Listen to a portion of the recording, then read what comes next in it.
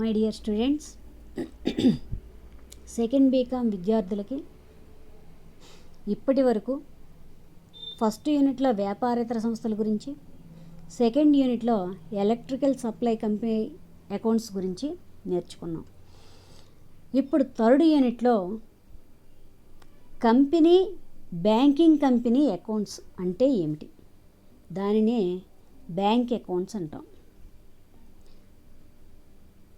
బ్యాంకులు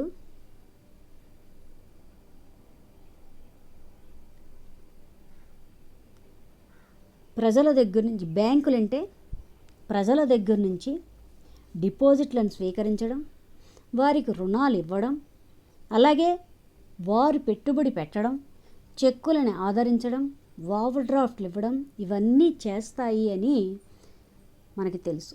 అయితే ఈ చేసినందుకు గాను బ్యాంకు వారు కూడా అన్ని వ్యాపార సంస్థల్లాగే బ్యాంకులు కూడా తన వ్యవహారాలు నమోదు చేయడానికి కొన్ని పుస్తకాలని, రిజిస్టర్లని తయారు చేయవలసిన అవసరం ఉంది. అయితే బ్యాంకింగ్ కంపెనీలు బ్యాంకింగ్ రెగ్యులేషన్ చట్టం 1949 ప్రకారం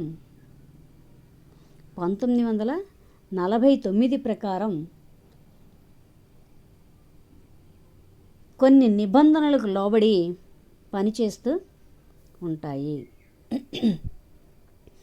అయితే బ్యాంకులు అంటే అప్పు ఇచ్చే ఉద్దేశంతో లేదా పెట్టుబడి ఉద్దేశంతో ప్రజల నుండి ద్రవ్య రూపంలో డిపాజిట్లను స్వీకరించి తిరిగి వాటిని ఖాతాదారుడు కోరినప్పుడు చెల్లించడం, లేదా చెక్కులు, డ్రాఫ్ట్ల ద్వారా కానీ మరి ఏ విధంగానైనా కానీ ఆ డిపాజిట్లని తిరిగి తీసుకోవడానికి అనుమతించే వ్యాపారాన్నే బ్యాంకింగ్ వ్యాపారం అంటామని సెక్షన్ 8 1949 సెక్షన్ 8 నిర్వచించడం జరిగింది. అయితే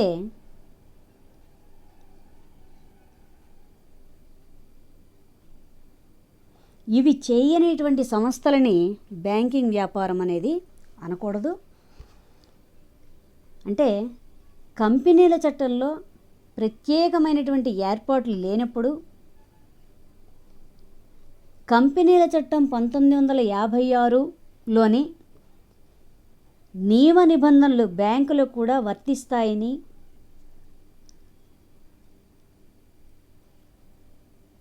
సెక్షన్ 2 తెలియజేసింది. కాబట్టి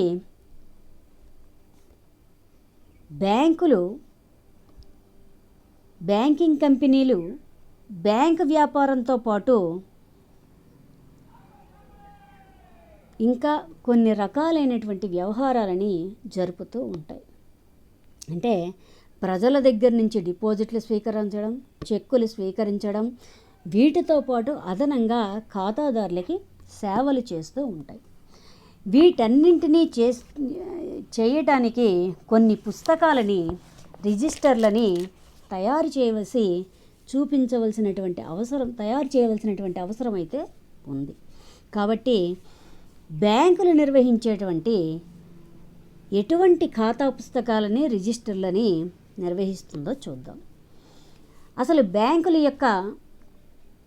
బ్యాంకులు పనిచేసేటువంటి విధి విధానాలు మనకు తెలియాలి అంటే కనుక ముందు మనం అవి తయారు చేసేటువంటి రిజిస్టర్ల గురించి, అలాగే అవి తయారు చేసేటువంటి ఖాతా పుస్తకాల గురించి మనం తెలుసుకోవాలి.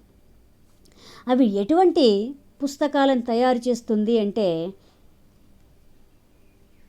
నగదు పుస్తకం, అలాగే నగదు నిల్వల పుస్తకం, డే బుక్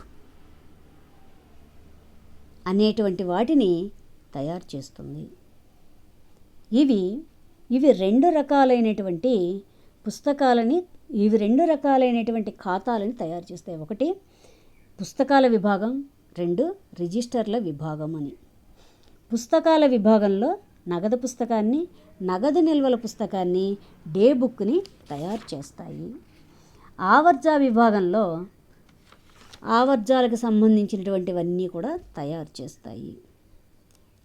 ఇంకా రిజిస్టర్ల విభాగంలో దానికి సంబంధించినటువంటివి ఏం తయారు చేస్తాయి? రిజిస్టర్ విభాగం అంటే వసూలు కోసం వచ్చిన హుండీలు, అలాగే సెక్యూరిటీల మీద హామీల మీద రిజిస్టర్లు, అలాగే బంగారు నగలు నిల్వల రిజిస్టర్లు, అలాగే మన స్థాయి ఉత్తర్వుల రిజిస్టర్లు, అనాదరించబడినటువంటి చెక్కులు, డ్రాఫ్ట్లు, ఇలాంటి వాటికి సంబంధించినటువంటివన్నీ కూడా తయారు చేస్తుంది. కాబట్టి బ్యాంకులు ఏం తయారు చేస్తాయి అంటే తనకి ఇలాంటి పుస్తకాలన్నింటినీ తయారు చేస్తుంది. కాబట్టి బ్యాంకులు ఎటువంటి ఖాతాలను తయారు చేస్తాయి? నగదు పుస్తకంలో ఏమేమి నగదు పుస్తకం అంటే ఏముంటాయి అంటే, బ్యాంకు ప్రధానంగా డబ్బుతో వ్యాపారం చేస్తుంది కాబట్టి డబ్బును తీసుకోవడం అంటే బ్యాంకులోకి వచ్చేటువంటి డబ్బు, అలాగే బ్యాంకులోంచి వెళ్ళేటువంటి డబ్బులని సంబంధించినటువంటి వ్యవహారాలన్నీ కూడా ఈ నగదు పుస్తకంలో రాస్తారు. అయితే బ్యాంకు వారు 2 రకాలైనటువంటి నగదు ఖాతాలను తయారు చేస్తారు.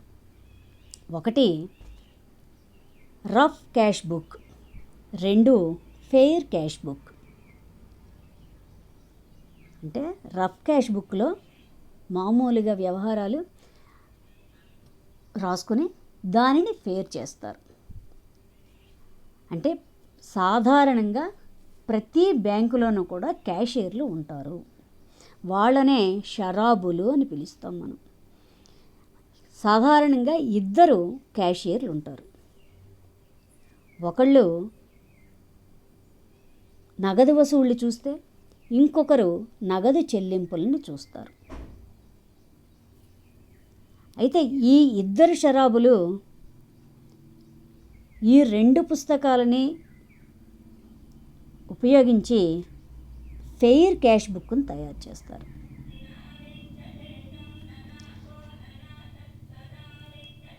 క్యాష్ రిసీవ్స్ అన్నీ కూడా,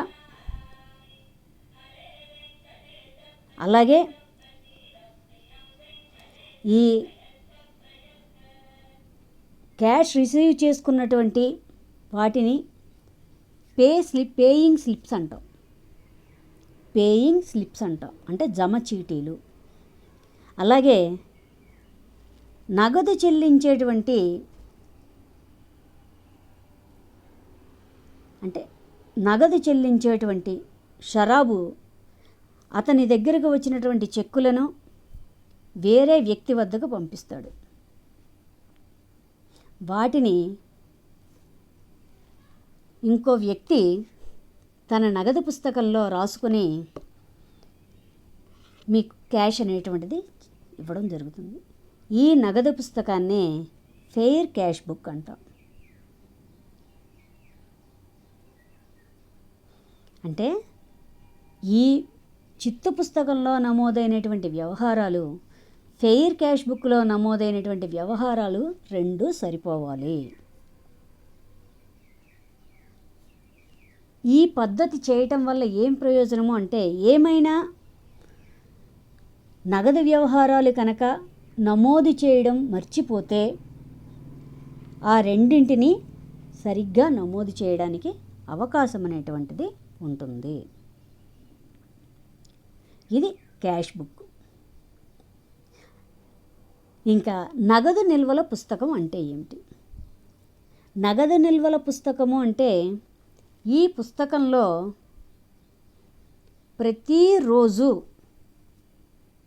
ప్రతిరోజు బ్యాంక్ వ్యవహారాలన్నీ పూర్తయిన తర్వాత బ్యాంకు వద్ద ఉన్నటువంటి నగదు నిల్వల మొత్తాన్ని అందులో నమోదు చేసి ఆ రోజు ఉన్నటువంటి క్యాషియరు అలాగే ఆ బ్యాంకు మేనేజరు దాని మీద సంతకం చేస్తారు.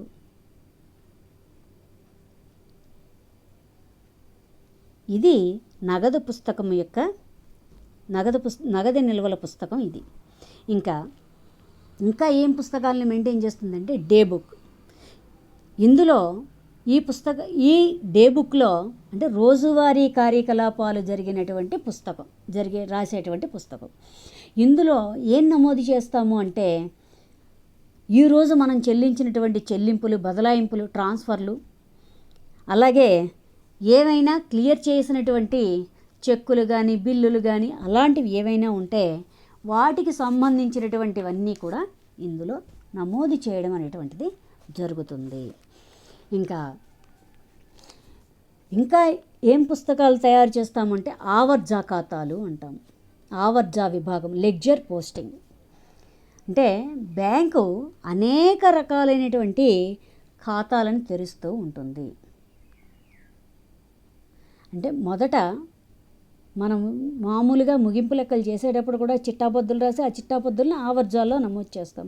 అదేవిధంగా బ్యాంకు కూడా తన దగ్గరికి వచ్చినటువంటి వ్యవహారాలన్నిటికీ కూడా ఆవర్జాలని ఏర్పాటు చేస్తుంది. దానికి సంబంధించినటువంటి వ్యవహారాలన్నీ నమోదు చేసి ఆ వ్యవహారాలని తర్వాత ఏవైతే మన దగ్గరికి స్లిప్స్ వచ్చాయో ఆ స్లిప్పుల చీటీతో దాన్నే చీటీ విధానము అంటాం.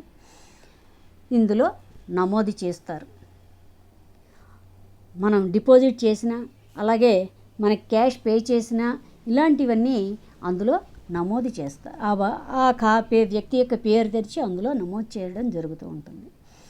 అయితే బ్యాంకు ఏర్పాటు చేసేటువంటి ముఖ్యమైన ఆవర్జాలు ఏమిటాయి అంటే కరెంటు ఖాతాలు, సేవింగ్ ఖాతాలు, అలాగే ఫిక్స్డ్ డిపాజిట్లు, అలాగే టైం డిపాజిట్లు, అలాగే ఫిక్స్డ్ డిపాజిట్లపై చెల్లించేటువంటి వడ్డీలు, అలాగే టైం డిపాజిట్లపై చెల్లించేటువంటి వడ్డీలు, అలాగే రుణాలు, పెట్టుబడులు ఎక్సెట్రా. ఇలాంటి వాటికి సంబంధించినటువంటి వాటన్నిటికీ ఒక రకమైనటువంటి ఆవర్జాన్ని తెరుస్తారు. ఇంకా ఇవే కాకుండా ఇంకా రకరకాలైనటువంటి సేవలని అందిస్తుంది. ఏం సేవలు అందిస్తుంది అంటే ఇంకా మన తరఫున వచ్చినటువంటి వసూలు నిమిత్తం వచ్చినటువంటి వసూలు హుండీలు, అదేవిధంగా అంటే ఈ వసూలు నిమిత్తం వచ్చినటువంటి వసూలు హుండీలని బ్యాంకు తనకి వచ్చినటువంటి కస్టమర్లకి దగ్గర నుంచి వచ్చినటువంటి బిల్లులకు సంబంధించినటువంటి వివరాలన్నింటినీ కూడా ఇందులో నమోదు చేస్తుంది. అలాగే హామీ రిజిస్టర్. హామీ రిజిస్టర్ అంటే బ్యాంకు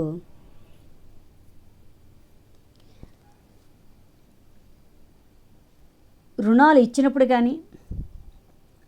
ఇచ్చినప్పుడు రుణగ్రస్తుల నుంచి హామీగా కొన్ని తీసుకుంటుంది. వాటికి సంబంధించినటువంటి వివరాలని ఆ పుస్తకంలో నమోదు చేస్తుంది. అలాగే బంగారు నగల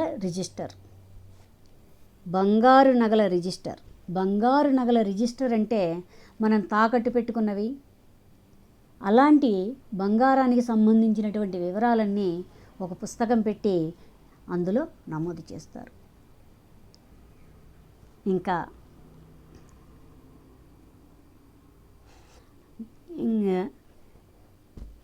స్థాయి ఉత్తర్వుల రిజిస్టర్. అంటే బ్యాంకుకు సంబంధించినటువంటి ఖాతాదారులు అంటే కొంతమంది కస్టమర్లు కొన్ని సమయాలలో వారికి సంబంధించినటువంటి కొన్ని మొత్తాలు చెల్లించమని బ్యాంక్ వారికి తెలియజేస్తారు. అలాగే వాళ్ళ తరఫున వసూలు చేయమని కూడా మనం బ్యాంక్ వారికి ఉత్తర్వులు అనేటువంటివి ఆర్డర్లు అనేటువంటివి ఇస్తాం. అంటే మనం బ్యాంక్ అకౌంట్స్ తయారు చేసేటప్పుడు రాస్తాము, మనకు తెలియకుండానే బ్యాంకులో డిపాజిట్ చేసిన మొత్తం, అలాగే బ్యాంకు వారు నమోదు చేసినటువంటి వడ్డీ, అలాగే మన తరఫున బ్యాంకు వారు చెల్లించినటువంటి అద్దె, ఇలాగని బ్యాంక్ అకౌంట్ మనం బీఆర్ఎస్ చేసినప్పుడు అలాంటివన్నీ వింటూ ఉంటాం. అలాంటివన్నీ ఇందులో ఖాతాదారుడి తరఫున ఖాతాదారి ఆర్డర్ ప్రకారము బ్యాంకు వారు కొన్ని సర్వీసెస్ చేస్తూ ఉంటారు. వాటికి సంబంధించినటువంటి వివరాలన్నీ ఈ రిజిస్టర్లో నమోదు చేస్తారు. ఇంకా ఏం రిజిస్టర్లు నమోదు చేస్తారంటే అనాదరించబడినటువంటి చెక్కులు. బ్యాంకు వారు కొన్ని కారణాల వల్ల చెక్కులని అనాదరణ చేస్తారు. ఆ అనాదరణ చేసినటువంటి చెక్కు వివరాలు, ఎందుకు అనాదరణ చేశారో దానికి సంబంధించినటువంటి కారణాలని అందులో రాస్తారు. అంటే మన ఖాతాలో నిల్వ లేకపోవడం కానీ, లేదా ఆ చెక్కు యొక్క కాలపరిమితి అయిపోవడం కానీ, లేదా చెక్కు మీద సంతకాలు టాలీ అవ్వకపోవడం కానీ, ఇలాంటివన్నీ ఉంటే కనుక బ్యాంకు వారు అనాదరణ అనేటువంటివి చేస్తారు. దానికి సంబంధించినటువంటి వివరాలన్నీ కూడా ఇందులో రాస్తారు. ఇంకా చెల్లించవలసిన డ్రాఫ్ట్ల రిజిస్టర్.